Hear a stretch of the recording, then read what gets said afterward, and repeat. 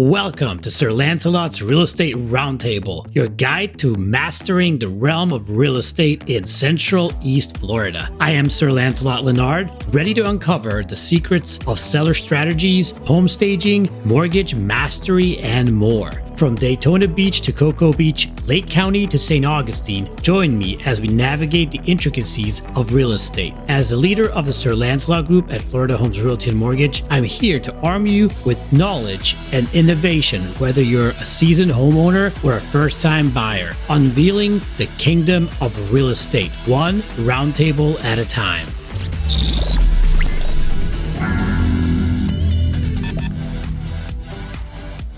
Welcome back to another episode of the Real Estate Roundtable, where top agents, trailblazers, and game changers in real estate industry pull up a chair and share their secrets to success. Today, we're diving into one of the most explosive markets in the country, Florida's Panhandle, and joining us is a true expert in the space. He's the founder of Horizon Realty Group, a master of new construction, and a proud member of the Vietnamese National Association of Realtor Professionals Southeast region. Please welcome Hey Ho.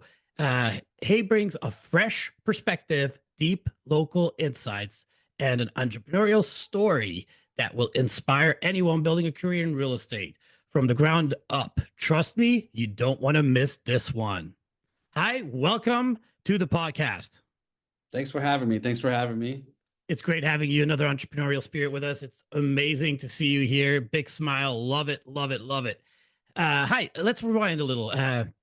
What was your very first step into real estate? What lit that fire for you?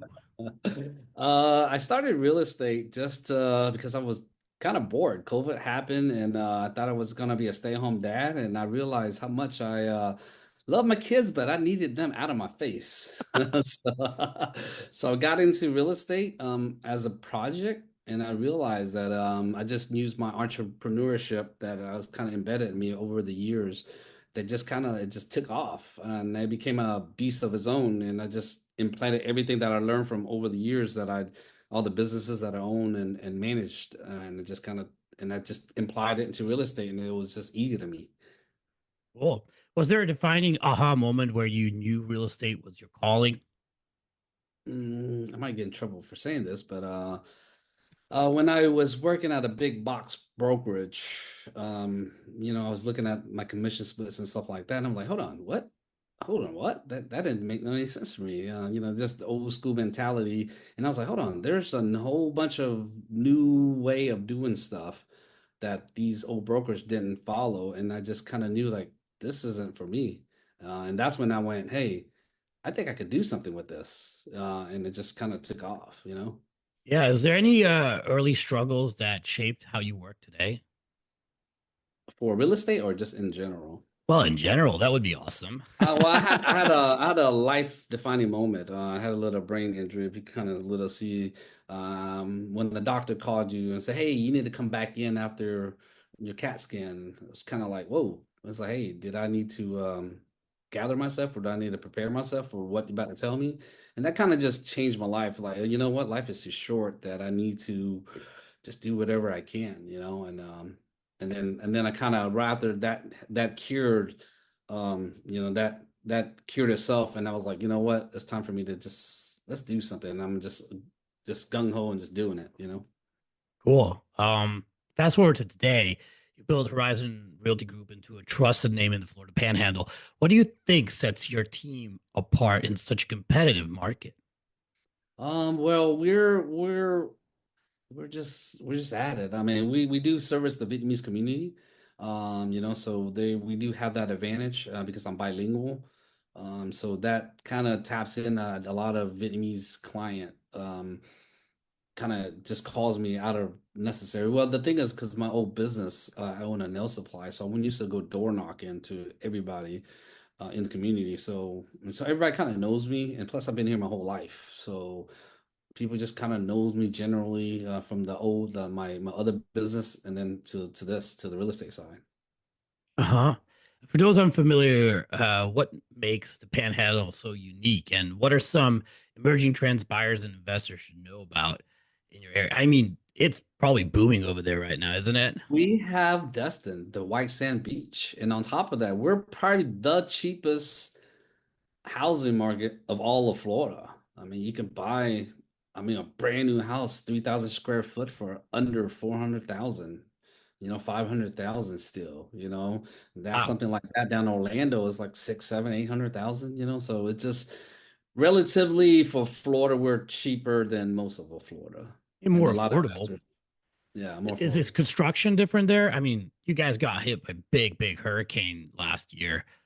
How did you guys survive that? Tell me a little bit. And snow. Oh my Yeah, God. define hurricane, as a local, you kind of roll with the punches. It's not that bad. Yeah. What you see on TV is always like just like a quarter mile, and Yeah. then it's define the whole area, So you see that, and then people just freaks out, like, oh my God, it's hurricane. That's just like, hey, it's just vacation. The hurricane comes through, it's vacation time.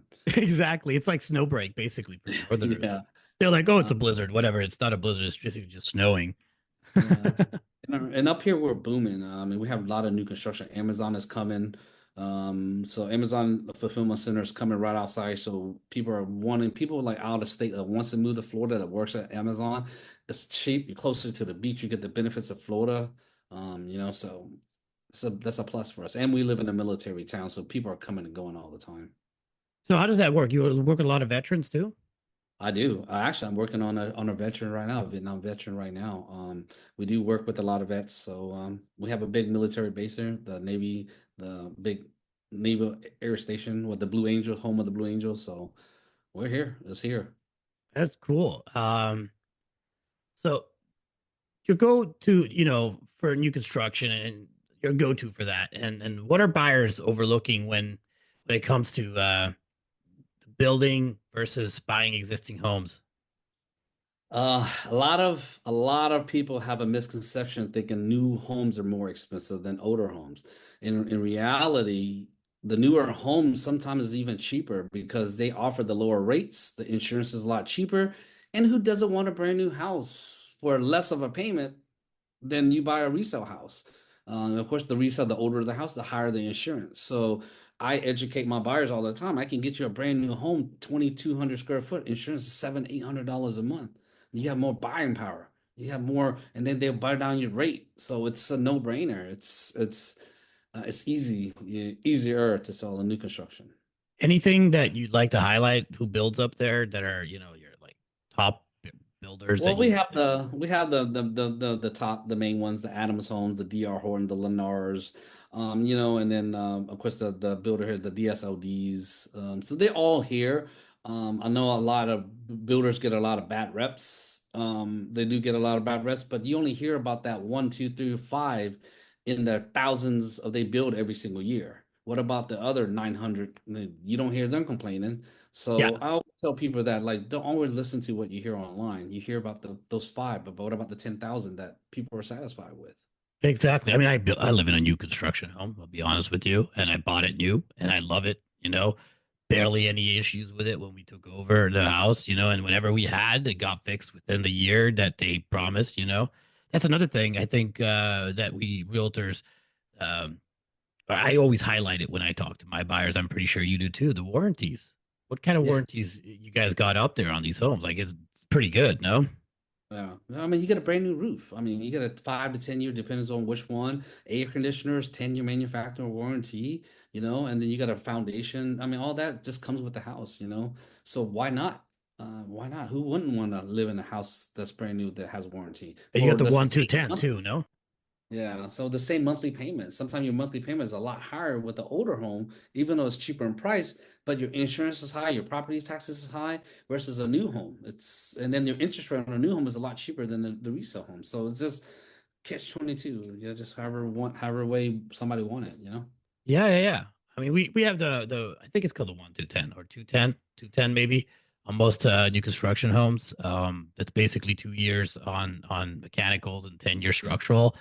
Yep. And then the 1 year, I put the one there too because they have 1 year almost bumper to bumper Yep. on every home that we get. So it's like, hey, my outlet's upside down or blah blah blah. This got installed wrong or something. They come out and they fix it. That's something that some of the guys do really well. Some of the guys do a really good job on finishing the house so they don't have to come back. And some of them do like a quick work on the house.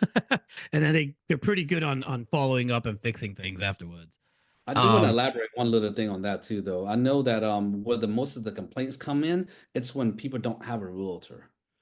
They go into those home and they buy a house thinking they're gonna save money. Well, those guys, remember, they work for that company, so their best interest is for that company. As a realtor, we always tell our clients to get an inspection, even though it's a new home. You still have to get a home inspection, spend that 500, but at the end of the day, human beings are building these things. They miss wires, they miss a they it does happen. Those people who don't play, it's still always the one that normally walks into the office with no realtor thinking they're saving money, yeah. and it doesn't cost them anything to hire a realtor to buy a new construction. Yeah, I mean, I would totally agree with you. We're there to protect them. That's what we're Yeah, for, and yeah. we get paid by them too, by the builders most of the time. Builders, yeah, yeah. So you're part of VNARP, VNARP, the Vietnamese National Association of Realtor Professionals. Tell us about your involvement there and why it matters to you.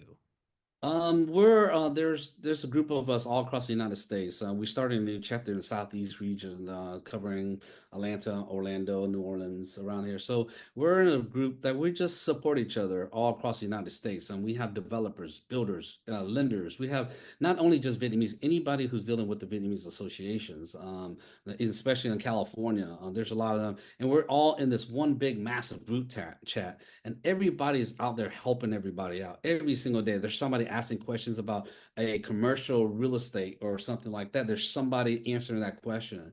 And on top of that, it's a great community that we're in, that we always bounce off ideas off each other. Especially when a lot of us are trying to do a lot of international deals, and there's a lot of international people there that's help always there to help out, you know. And on top of that, it's a great referral source. I mean, let's just be real, you know. That's awesome, man. I mean, I like communities that stick together, Yeah. because if you stick together, you're so much more power, Yeah. power in the masses. It's a thing. If you're together, help each other out, and I like that you guys do that to each other. It's not like stepping over each other or it's a dog and dog business out there in the real estate world. We know that. Everybody trying to fend for themselves and get them deals and all that stuff. But if you got a community sticking together, you're not really stepping on each other's toes because you're far away from each other a lot of times. No. Yeah, most of us are far away from each other, but even if the ones were close by, I'm actually recruiting the Vietnamese realtors around my area. I say, hey, come join this network with me. Like, I can share. It doesn't matter to me. We share. It's the knowledge of helping our community, help another realtor out. We just want to help each other out, just uplift each other. There's enough business for everybody. Even in just my community, if you're not a Vietnamese realtor, there's enough business for. I'm never gonna fight you. You take my, you know what? Who cares? There's plenty for everybody. You do such a good job, people are going to naturally come back to you anyways. If you do That's a true. horrible job, okay, they don't. So don't. I mean, it's not to be. It's nothing to worry about. Just do the best that you can. Always, and serve your clients. Mhm. That's the biggest thing in our world. I think, and a lot of misconception about realtors is that, oh, we're just out there for the commission check. No, we're out there to help people. That's what we do. We really enjoy helping people. Yes, we do. Yeah. How important is representation and community support in this industry? It's huge. It's a lot. Your reputation is everything. People just know who you are. Even like my clients, like I get a lot of referrals in the last 2.5 years. I'm getting return referrals like a friend of a friend. Because every person that you service, remember, they have 5 or 6 friends that's looking for a house. You do them such a great job, they're gonna refer all their friends to you to the point where you can't even keep up. So, and that's how I work. That's how I've been working in the last 2.5 years. That's how you grow your team or your Mhm. brokerage for in your case, I guess. uh, what advice would you give to aspiring agents, especially those from immigrant or minority backgrounds who are trying to find their voice in this business? I mean, it's hard. I mean, just do the best that you can. And I mean, my best advice is just keep at it. I mean, it's a hard being a real estate agent the first couple of years, really, really hard. Just to stick to what you know, be genuine. Be genuine. That's probably what I would say because people will see right through you. If you're if you're doing it for a paycheck, shame on you first of all, but then people see right through you. If you do it because you genuinely want to help, people see that, and they'll genuinely feel that, and they'll refer all their friends to you. Yeah, I think so. Being genuine is a big keyword there. Genuinity is one of the, I think, pivotal points in our business. Being out there and showing who you actually are is what gets you business too. Because people's commission breath is an actual thing, Yes, it and is. It is. people see that, feel that, and it's like, hey, it's not about that commission check, is it? And I know for an example, you know, oh, there's this $250,000 house or this $450,000 house. That's extra $3,000 in your pocket at a 3% commission. That's not the thing, guys, or actually $6,000. Um, it's about what the client needs. No, and Yes, just but do the right thing for them, and do the they'll right be. thing. Yep, tell me. Yeah, just do the right thing. Doesn't matter what the size of it. Do the good job. Remember, they have five friends or somebody that's gonna be looking for houses. You never know who the other five friends are. Do whatever, even though it's a $50,000 land deal, like I did when I first started. I was chasing it. It was an hour away. I did it. You know what? He referred me two clients.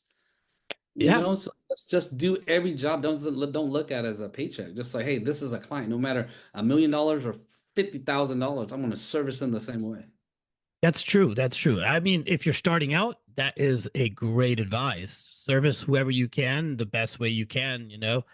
Um, I mean, down the line, if you get into it and you get busy, busy, busy, you can always refer business out to agents that you know that are hungry for deals, or not hungry, but let's say they need a deal, and you're like, hey, I can't take this; it's just too much for me right now on my plate, and you could refer to smaller ones out, and let them add it too. The larger we grow, the more we could give back to our fellow agents too.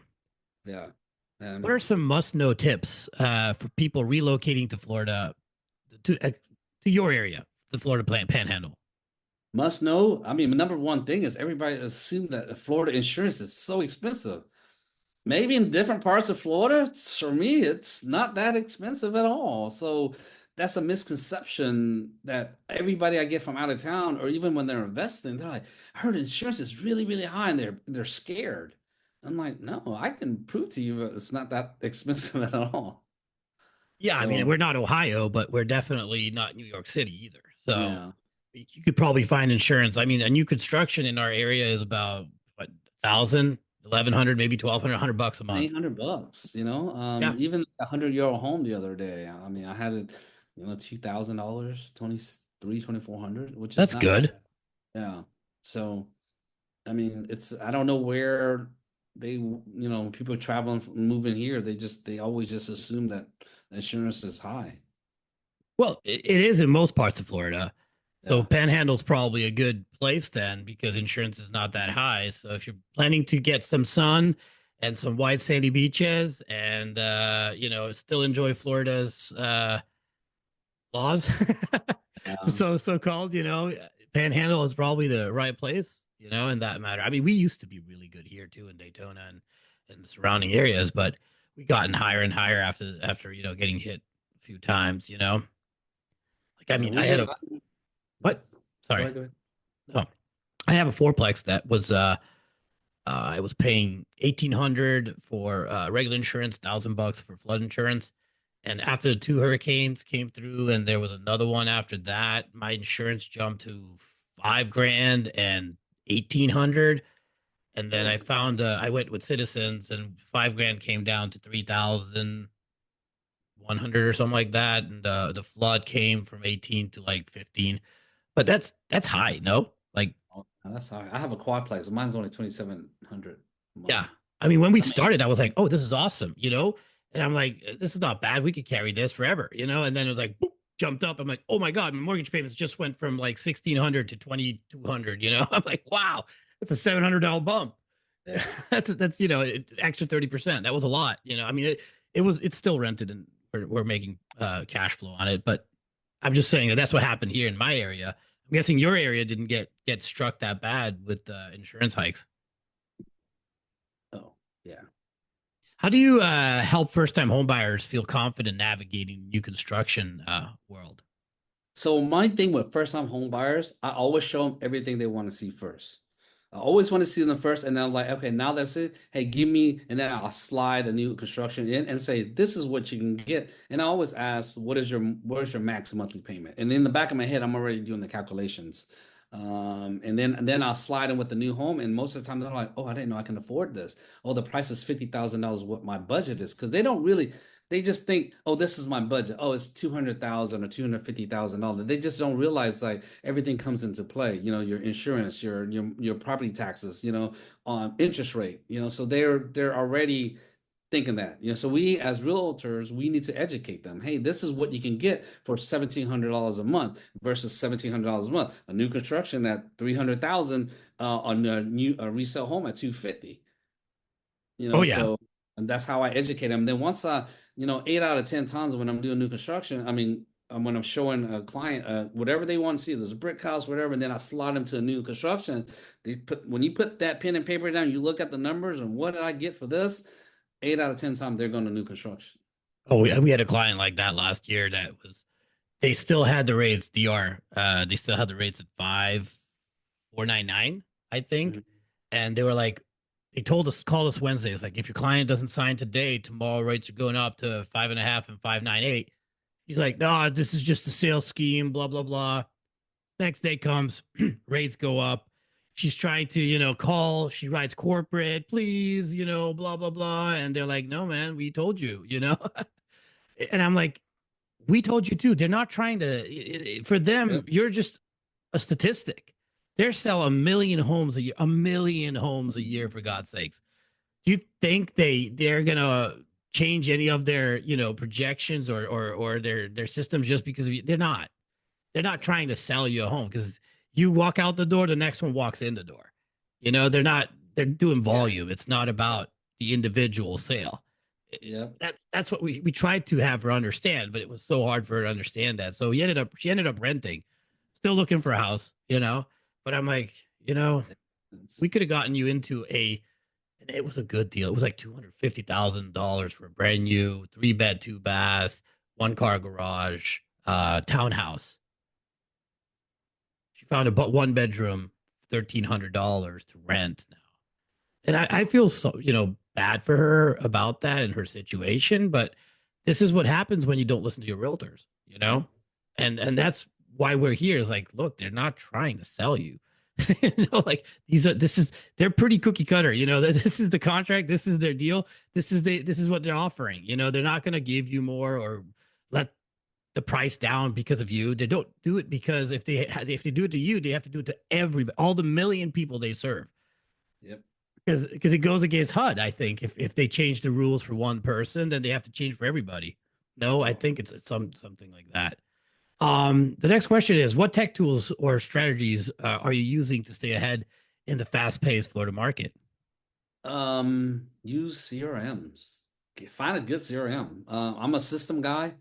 I went through in my 2.5 years, I've been through 2 or 3 CRMs already, and I think I found my right combo. Um, just have the system work for you. That's what they're there for. I mean, a lot of realtors, I know they're just off the top of their dome and just kind of like, oh, I'm just gonna go sell. And they're just whatever the brokers give them. Sometimes the one that broker give you is very generic. It's updated, So, So so I what's yours? well, I use Follow Up Boss. Everything's connected to Follow Up Boss. Okay. Follow Up Boss is the one, and then Ylopo is the other one. Ylopo is connected to Follow Up Boss. Those are my go-to, and I see a lot of people doing that. But everything connects to Follow Up Boss. So what So does Ylopa do? I haven't heard of that one yet. it does everything. It does everything for you. Is it like autopilot? It's on autopilot. It's a VA. It does everything for you. And right now, so I have a VA already. I have 2 VAs that work for me. So basically, she take one of my VA's jobs. So I use my VA to do my admin to help me do the admin now. So it frees her up to do. They do the call. They do the emails. They do the drip campaigns, um, marketing. It does it all. It Oh, that's it does. awesome. It's a big CRM that helps, and then it connects to Follow Up Bosses, which Follow Up Boss is kind of the centralized CRM. So we used to have KV Core, like the big bomb out there. Did you try KV Core too? Did you like it? My broker has KV Core. I logged in like a couple times and I was just kind of like, it wasn't for me. It's nothing against it. I mean, I heard good things about it. You just got to find one that works for you. You just got to find one that work for you and works best for you. And I really like Follow Up Boss, and that's what kind of I use Follow Up Boss. I was with another CRM, the back one, Real Geeks, and then I kind of switched it around. I went through a couple of them. Boomtown was another one I went to, and I just got to find one that matches your personality, your style. So and there's nothing wrong with any of them. You just got to find one that works for you. Yeah. How has Horizon Realty Group adapted to the shifting market trends over the past year? Like, I mean, Uh, it's we're, it's we're fairly changing. new. I mean, we're fairly new, so we're still trying to figure out. I had a couple agents come and go already, so I mean, I got three now. That's really, I think we're kind of honed in, and looking to grow probably by the end of this year some more. But our market it has changed since September, October. It was a really tough market for sellers. I had a couple cancel leads, so we just kind of roll with the punches. We just had to adjust. We just really just the market's just tanked, and we just knew that it was coming, and we had to tell our sellers, hey, it's not what you think is worth anymore. And just that's the hardest part with most of the sellers right now, adjusting to that. Can you like give me a uh how you have that conversation with the seller? It's not good because a lot of them always think most sellers think the house price is higher than what they are, and I put it in the contract like, hey, Um, I'll try to, say for instance, they say their house is worth 4,000. I say your house is worth 350. Give me a little bit, and so they come down a little bit. They give me 10,000, and I put in the contract. Hey, if it don't sell by a certain day, we don't get anything. We need to lower it down, and then put it in there in writing, and then we say, hey, and it's gonna sell at 350. Like that's where we need to be at. And then, after 90 days, if it doesn't work out, we kind of revamp it.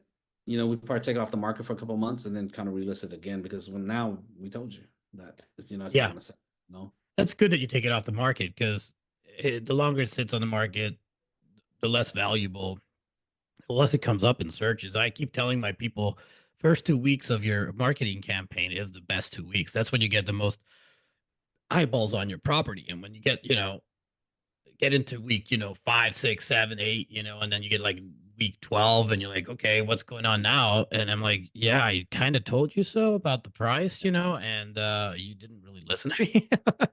But I like it. I put it in my contracts too.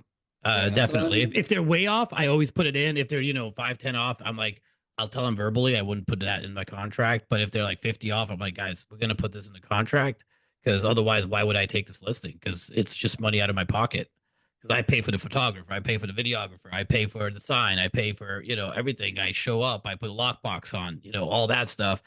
And if there's showings, I'm showing up for some of the showings as well, and that's time and money and gas and my expertise getting wasted because my expertise is not just me showing the house, but it's also me pricing the house. Yeah. No, I Yeah, guess it's the same with it you is. guys. It is. So some of the sellers, they just think that we're trying to sell their house and make a quick buck, and they just don't trust us. And I actually turned down a listing just recently too because we were way off. And I was like, I can't. It was so far off that I didn't want to take it. Somebody else listed it, and guess what? They've done drop prices like 4 times already, and it's still on the market. But I didn't waste any time. I didn't waste the photographer. I didn't waste that. Sometimes you just gotta if they're just so far off, you just gotta, hey, it's not worth my time. It's kind of hard. I'm fairly, like I said, I'm fairly new at real estate. It was a tough one to take, but I think it was the best decision. It's always hard to because Walk away. I yeah, exactly, to say no to a listing. Now, I had a really good mentor when I started in real estate, and she was like, "It's always better to be second or third than to take a high listing." Yeah, it is.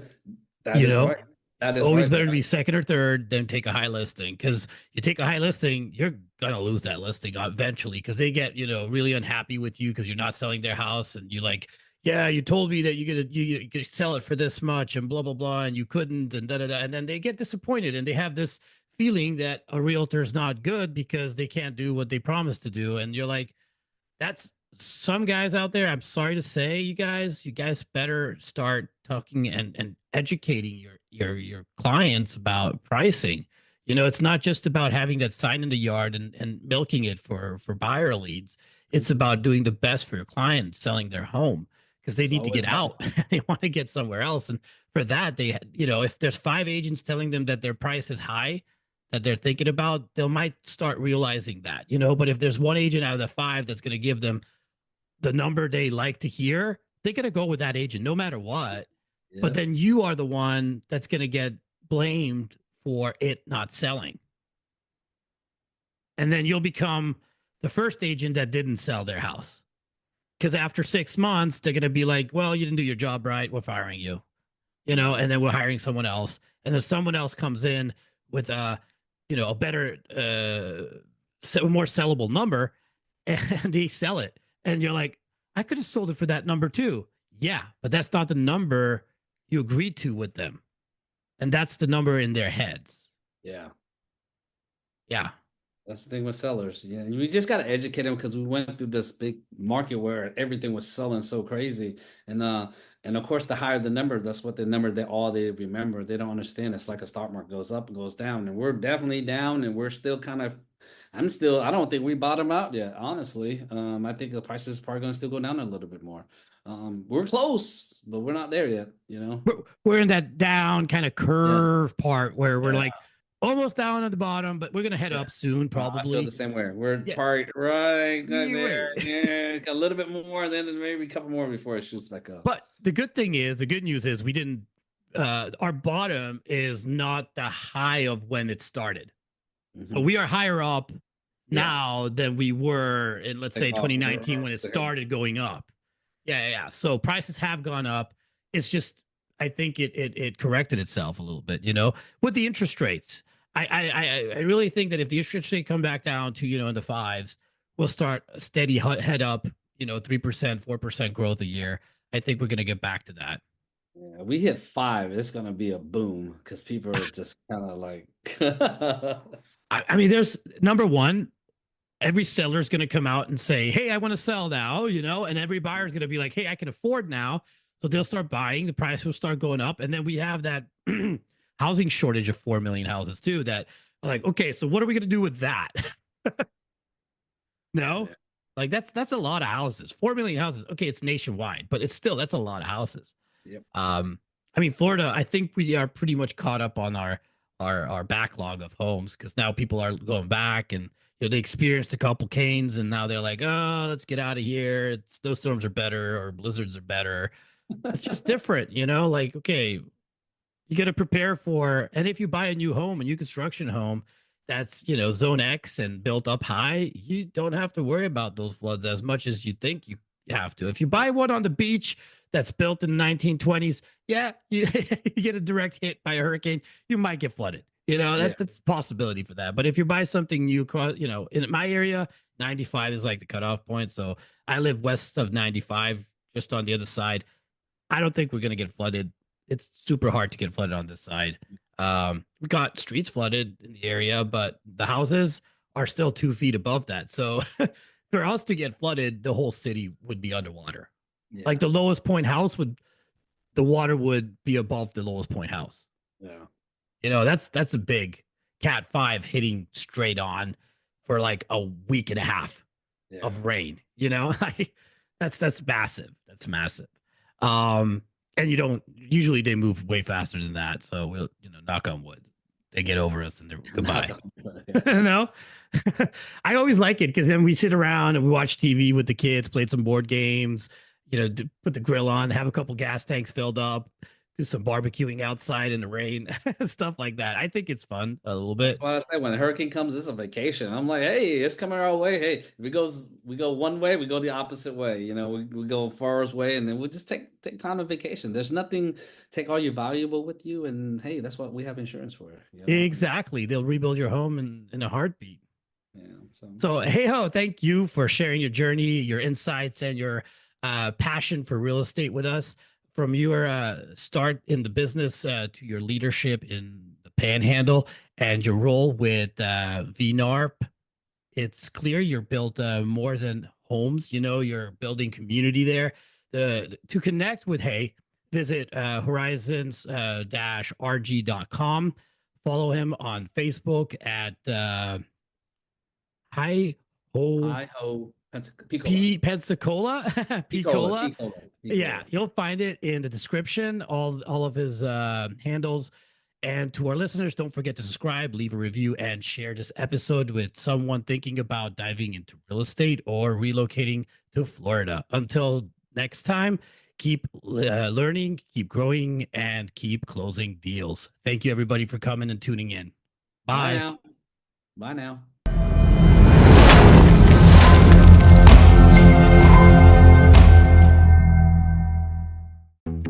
Thank you for joining us on Sir Lancelot's Real Estate Roundtable, where we've unveiled the mysteries of real estate together. Remember, in this kingdom of possibilities, every dream home is just a discussion away. I can help your real estate dreams come true. Just call me at 786-449-7518. Until our next roundtable, may your ventures be prosperous and your homes be filled with love and joy. Farewell, fellow knights of real estate.